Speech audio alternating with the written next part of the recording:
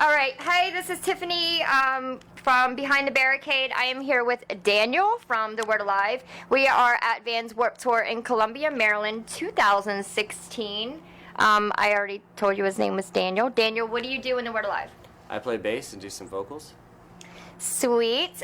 First and foremost, I am a huge fan, and I saw you guys last week, and you completely slayed it. And I've seen you guys many, many times before, which is one of the reasons that prompt me to do what I do, is to get, pretty much in the whole music industry. So I know that you guys have that effect on a lot of fans. So I know that most interviews, you guys hear the same exact questions all the time, and it becomes redundant. And that is exactly what I don't want to do. Yeah. I don't want to ask the same question. So, let's see. So, in the morning, before Warped Tour, what is your morning routine? Just yourself. Like, when you wake up in the morning, what is the first thing you think about? If you wake up in the morning. If I can. On Warped Tour, it's different than my real life, I feel like. Because I try to take advantage of as much sleep as possible. Is this Warped Tour or is this real life? No, this is just Warped Tour. Okay, so Warped Tour, I haven't really made it past, 10:30 or 11, really. Like, I haven't woken up before then, I mean. But when I do wake up, I make cereal, coconut milk. And what kind of cereal? It's like this granola. So you eat healthy? I try to eat healthy, yeah. I mean, for the most part, like, catering's pretty healthy, and at home I eat super healthy, but on the road it's really tough. So Warped Tour is awesome for that. So I try to eat healthy because when I have snacks, I make them healthy so that I can stay healthy the whole day. Right. Keep after myself, yeah. Okay. All right. So after you wake up and you guys are preparing and getting ready, when you get ready to go on stage, do you guys have a routine, or do you have like a, before we go on stage, let's do this, pump ourselves up? Yeah. And if so, what do you do? Sometimes we will put on like a hype song in the bandwagon or our bus or whatever, and we'll just just dance and just be goofy, and like we don't like drink or anything, but maybe right before a show, if we're feeling like a little like excited, we'll take like a little bit of whiskey just to like for our throats and stuff, because it actually helps like a little bit, but not too much. You can get dehydrated and whatever. Or we don't do that at all. We get in our zen, go to the stage and warm up. Usually that's 95% of the time. Sometimes 5% we get a little loose and have fun, but yeah, most of the time we're just picking up our instrument and just warming up, and just gotta get those fingers warm and the voice warm and prepare for what we're supposed to do for 30 minutes. Awesome. So how many times have you guys played Warped Tour? This should be our third and a half time, so four times altogether. Yeah.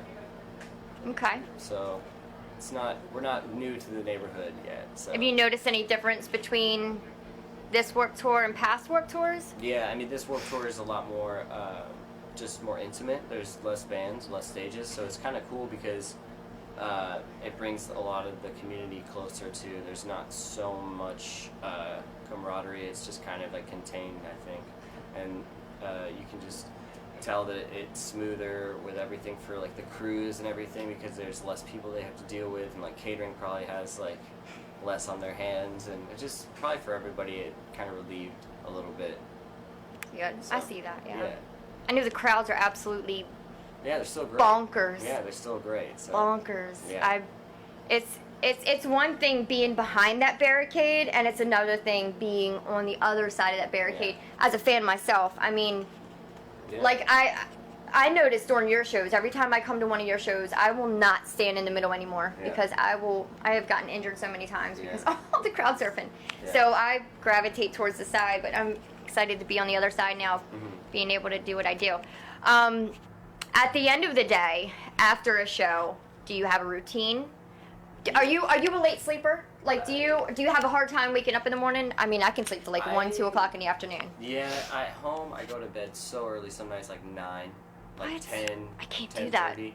Wake up super early at like 5 or 6 in the morning, just like go for a run or something. But on tour, I cannot sleep unless the vehicle's moving. So whenever bus call usually is, I'll just be just up trying to wind myself down, and I don't know, it just kind of like rocks you to sleep, and the noise just helps. But when people are awake still and it's not moving, it's just really hard to sleep. So does that make it hard? What, like when you're off tour to try to get to sleep without that constant motion? No, not at all.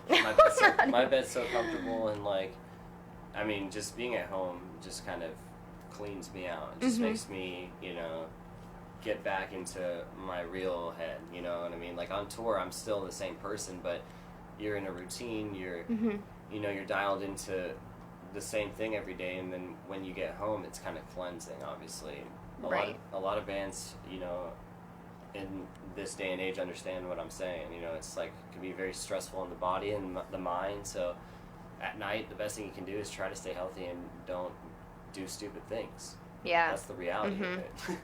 It's why you guys are so successful. You're a role model. Yeah, we have to take care of ourselves. Yeah. Yeah. I mean, we've all been young before and still are in some respects, and so there's some times that we catch ourselves, having a good time and being like, oh, like this is not the probably right thing to do, but don't relish in it, the next day, like don't beat yourself up on it, but get back to, But the crowd, the fan base is so diverse that, no matter what, there's always going to be, that's going to be able to identify with your life. What do you do on your off time when you're not touring? I write music all the time and just try to get into the studio in Pasadena that I work out of sometimes. And just when I'm home, I'm trying to just make more things happen for our band and myself as a producer and like a mixer and just in general, like I like to do sound too, live sound. But when I'm home, I'm more in the studio. So that's where I like to be. I like to write music and exercise and be with my girlfriend and just see my family. You gotta just the essentials. That's awesome. Yeah. Do you have any pet peeves about any of the guys? No. Is it like anything that bothers you that you guys like fuss about? Like you live and you learn, So like obviously from the beginning to now, we're all just so used to each other like brothers. It's still things tick you off, but it's like you learn to love people. Right. If you really can't, then it's not the right thing for you, or it's not the right people in your life. Everyone's got their thing, you know what I mean? Yeah. So, I'm sure I have a thing or two, and everyone in the band does. So, but we can all relate because we makes each other stronger. We see each other, and we learn from each other as well. So, yeah, there's not really one thing. So it's family. Yeah, there's some sanitary things that are kind of like a little above. Of course. My expectations for people, but tour can really exhaust you, so I cut people slack, Yeah. It's like the dirtiest I'll ever be in my life is when I'm on tour, because a shower is pretty rare, but we have a shower, so I take advantage of that thing every night. Oh, that's right. It's different here than it is playing smaller venues and they have showers in the venues, so yeah. The buses that don't have showers, that really sucks. Oh, I hate that. I know. Gross. Oh God. So what do you guys have like coming in the near future? I know you're writing, right? Anything new coming out? Well, we're always writing, so I wouldn't just specifically say writing. That's just in our nature. But yeah, we have a lot of shows coming up. We're going right after Warped Tour, flying straight to Europe and doing festivals with Parkway Drive, direct supporting them, and that's gonna be exciting. And then we come home for a little bit and catch our break, and then and we do sparing off day festivals with Deftones, Avenged Sevenfold, this and that, bands that we really love. So that's sweet. So that's gonna be exciting. Deftones is one of my favorite bands. Oh, they're great. Yeah.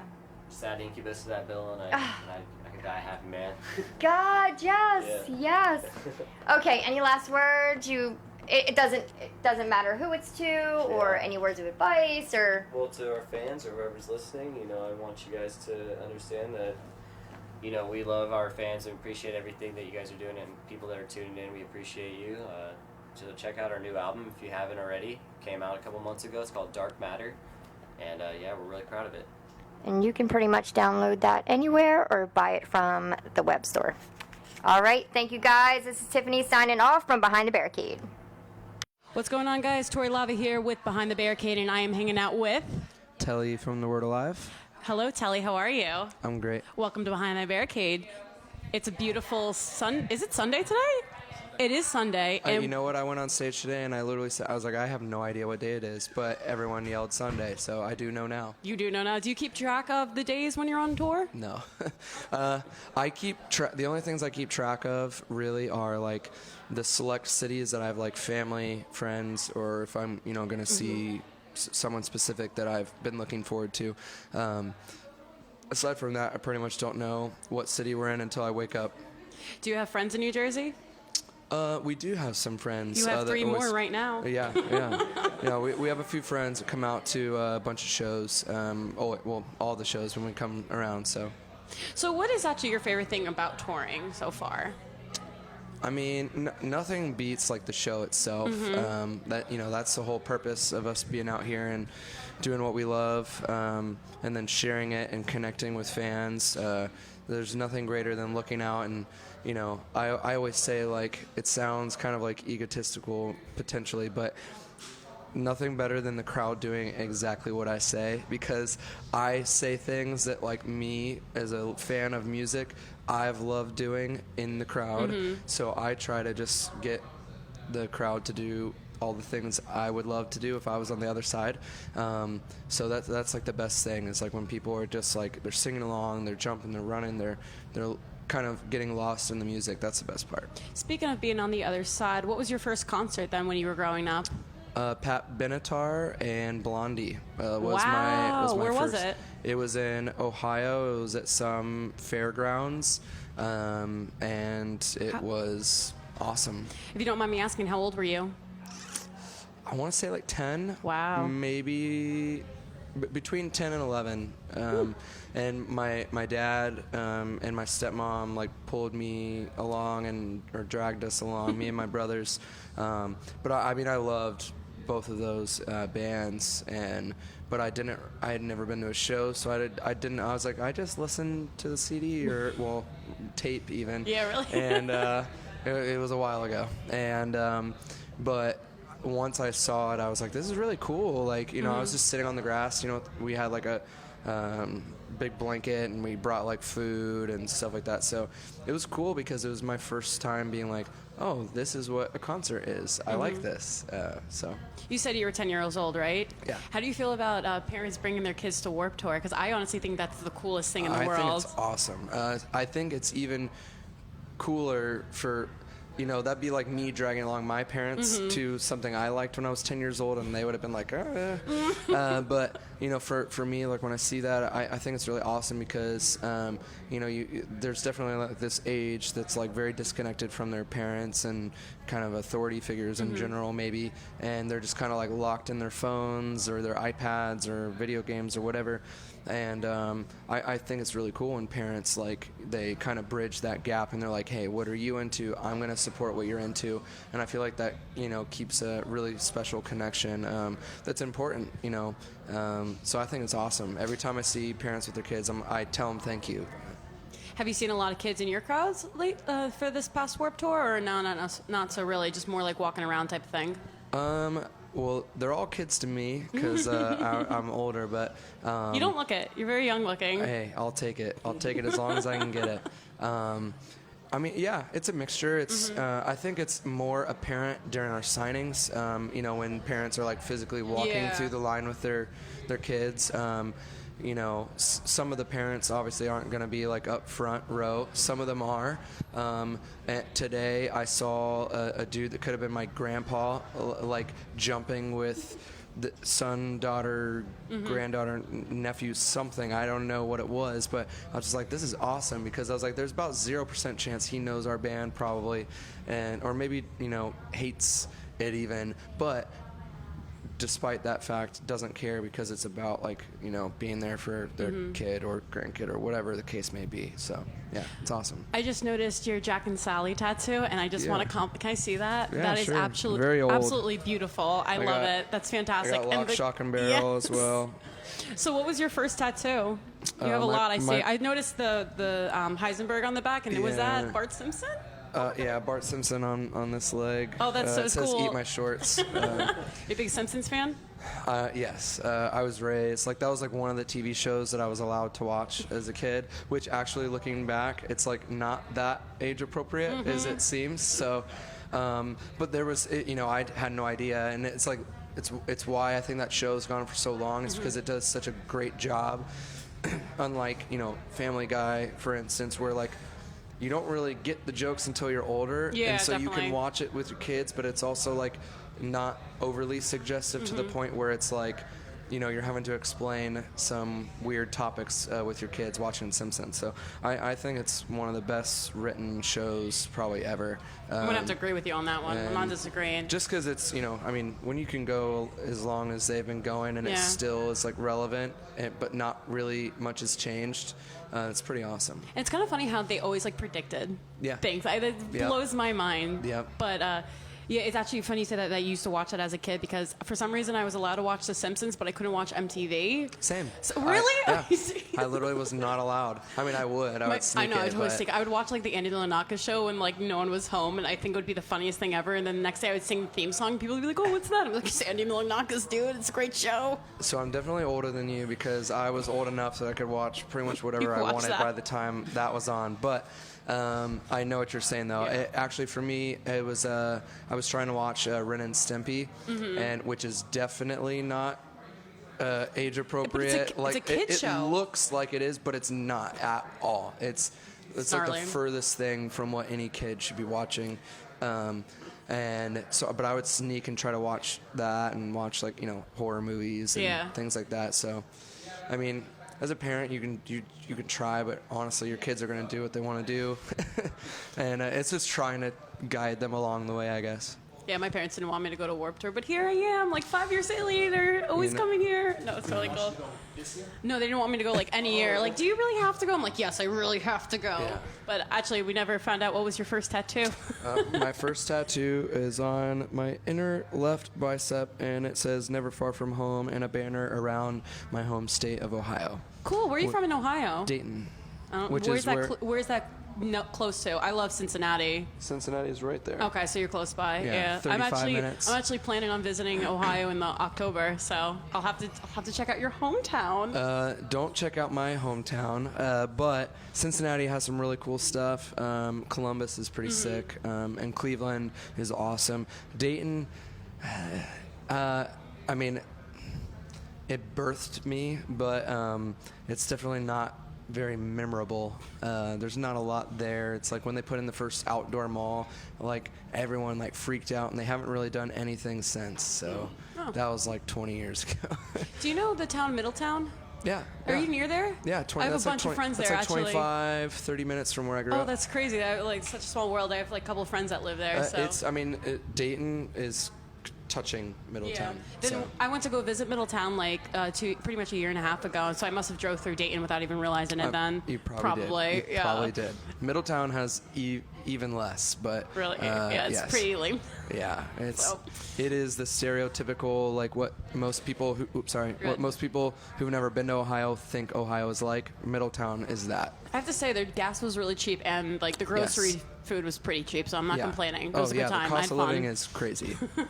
I think that's all the time we have. Is that right? Probably. Okay.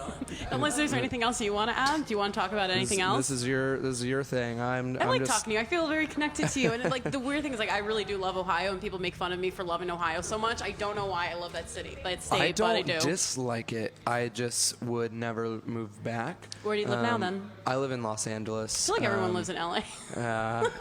I moved out to California in 2007 and never looked back. Nice. I looked back because I have family still, but I'm just the way I am, just kind of vibe a little bit more with the beach hippies and just like chilling.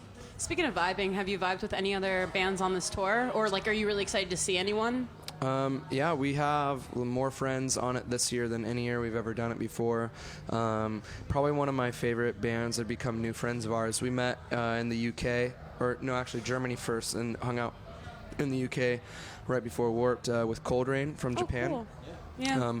They're really, really good. They are a band that I feel like they deserve to have gigantic crowds, and I hope that happens for them because they're great dudes, great live, great songs. Can't say enough positive about them.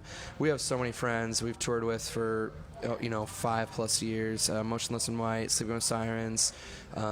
We've done a tour with Chelsea Grin. We played some shows with In Heart's Wake. They're newer friends of ours. The Main are from the same city as us, or The Word Alive in Phoenix. We've been great friends with them forever. Tony used to be in a band with them back in the day. There's just so many bands we connect with. Yellow Card, fucking awesome. Yeah, it literally, like, it's too many bands, it's like... You guys are so popular. No, it really is like a family reunion, though. Even just, like, walking around and running into people I haven't seen in, like, months or even years. I'm like, oh, shit, what's up? Yep. Haven't seen you in a while. It's like that every day. You can go, like, a week and a half, 2 weeks without seeing someone. It's like, I forgot you're on this tour almost, because I haven't seen you, but it's really, really rad. Awesome. Well, any plugs you want to add in, or just where can we follow you? Like, you on Facebook, et cetera? We're kind of across the board on almost anything: Snapchat, Facebook, Twitter, Instagram, Tumblr, whatever it is. The best way is just Google The Word Alive this or Telle Smith this, and you'll find it. Actually, I have one question for you. Yeah. Are you still stage diving after what happened? I have done a baby stage dive once, and I can't say I'll never do one like what I was doing before, which is like I was jumping off balconies and stuff. Like I won't do that anymore ever again. But I try to go in the crowd most shows still, because that's the experience I had that made me want to be in a band. So I like kind of like the full circle thing. I like going in the crowd, looking into someone's face, and they're like, holy shit, this is awesome. And I'm like, this is awesome. And so I'll always go in the crowd, but I just probably won't do like the 10, 20-foot jumps, clearing gaps, like throwing my body aimlessly into a crowd of people. Yeah, for people who don't know, you ended up breaking a few vertebrae in the back, and then you were like paralyzed for a little bit? During the show? I broke 2 vertebrae, 2 ribs, and bruised my left lung. I was not paralyzed, luckily, but I had, because it hit so hard, it sent like a shockwave through my body, basically, and I couldn't move for like a few seconds, but it felt like forever. And then I was like, man, that really, really hurt, like more than any time ever before. And so I got back out of the crowd, finished the song, got off stage, and I like went to bend down to like grab a water, and I just like collapsed, and I was like, okay, I think I did something worse than just a bruise. Well, now the adrenaline is like leaving your body. You're like, okay. Well, now that's you're what happened. to Pretty much had all this adrenaline, and I didn't go to the hospital for 2 or 3 more days because I was just like, you don't think like you injure yourself that badly. You know, it's not like a broken wrist where you're like, well, my fucking wrist is broken. You know, it's like inside your body. You know, so it's like it was harder. Sorry if I can't swear. I don't know, but swear. Forced to have it, but. So it just kept getting worse and worse, and I like could barely move, and I was just getting stiffer and stiffer, and it was more and more pain. I was like, I gotta go check this out, because I was like, what if I did something? And even when I went in, I was like, no, and I was like calm. I was talking to the doctor, and he came. He's like, probably just like bruised a rib or something like that. And he came back like after my CAT scan and X-rays and all that stuff, and he had very wide eyes, and he was like, I don't know how to say it other than just say it. He's like, you broke your back. And that's something, I mean, it took the life out of me, because in my mind I was like, well, like, is it going to get worse and worse? And I'm like, do I have to have surgery right now? Like, what is this looking like for the rest of my life? And he was like, the good news is, he was like, you broke the hardest vertebrae to break in your back, and that's actually a good thing, because they're surrounded by the most muscle, which helps your body heal faster. So I basically, what happened is I broke my L2, my L3, and that's most commonly done in a high-impact car accident, and it's called a seatbelt break, because it's from your body wanting to go one way and not being able to, and a car accident, and it's where the seatbelt kind of roughly lies. So it's a very uncommon break to do it outside of that, but he said it was just straight through horizontal breaks and which is the best thing because I didn't have to have any fusion. I didn't have bits of bone floating around. It was just very clean, cracked straight through, and they're resting on top of each other. So basically, just by not moving, I was on like bed rest for like 2 months after finished the tour, and 2-3 months, and he's like, you're gonna be about as good as you can be. And so I still have soreness and like pain. I'm a little stiffer. I can't, I'm not as flexible, and I was never that flexible to begin with. So, but all in all, like I'm very lucky. So I'm just kind of like, it's kind of still surreal to even say, especially since I'm back. Like I didn't miss any shows the whole time because it happened at the best time I guess it could have. Like we had a long break, and yeah, so I'm good doing what I love. So there we can't complain. And best of luck for the entire rest of the tour. Hopefully nothing happens. Knock on wood or wherever the hell. Thank you. Yeah, I think that's it. So awesome. Telle, thank you so much, man. It's a pleasure. No problem. Hell yeah.